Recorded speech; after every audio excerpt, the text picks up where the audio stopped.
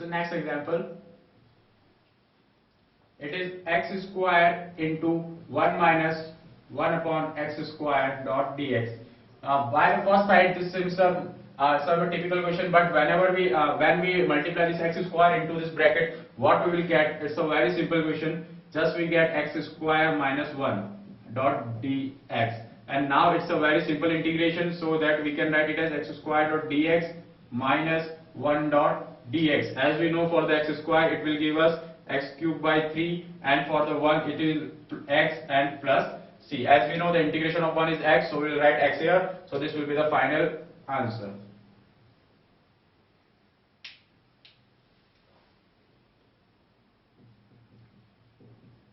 The next example,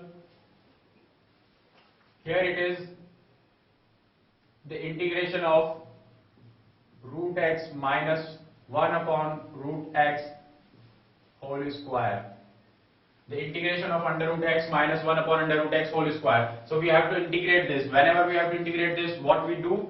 We have to go to the approach so that we have a formula. But can we apply any formula here? No, we cannot apply any formula here, because we cannot see any standard formula here in this function. So just make it as that. So if we apply open this square, this is a bracket a minus b whole square. So as for the a minus b whole square, we will open it. We will get x plus 1 upon x minus 2 into root x dot 1 upon root x. So this will be cancelled out.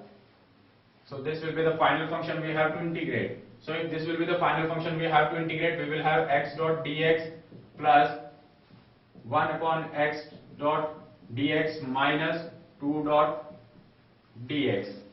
So now it's a very simple. Just for the x dot dx, we will write x square by 2. For 1 upon x, we will write log x, and for 2 we will write 2. And as the 2 is a constant, this will be as it is, and then the 1 remains there. So if 1 remains there, it will give x. So it will be 2x and plus c. So remember that whenever we have to integrate a constant, we will give a x with that constant. So this will be the final answer of this integration.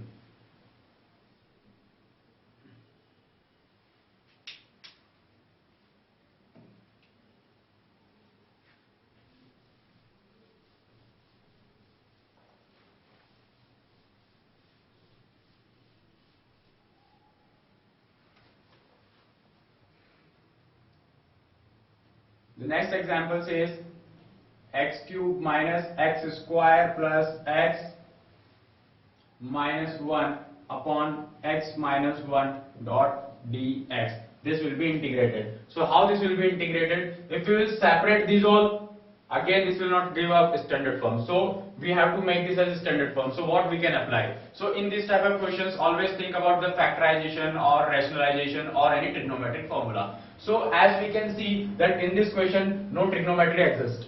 Now go through the rationalization. We cannot apply any rationalization here. So the other option remain with us is factorization only. So factorize this numerator. So if we factorize this numerator, we will have x minus 1 into x square plus 1, and then it is divided by x minus 1, and dx is here. So is this x minus 1 and x minus 1 is cancelled out, as this numerator is factorized as x minus 1 into x square plus 1. Now x minus 1 and x minus 1 cancelled out. The remaining portion is only x square plus 1 into dx. Now we will integrate this. So this is x cube by 3 plus x plus c, the final answer.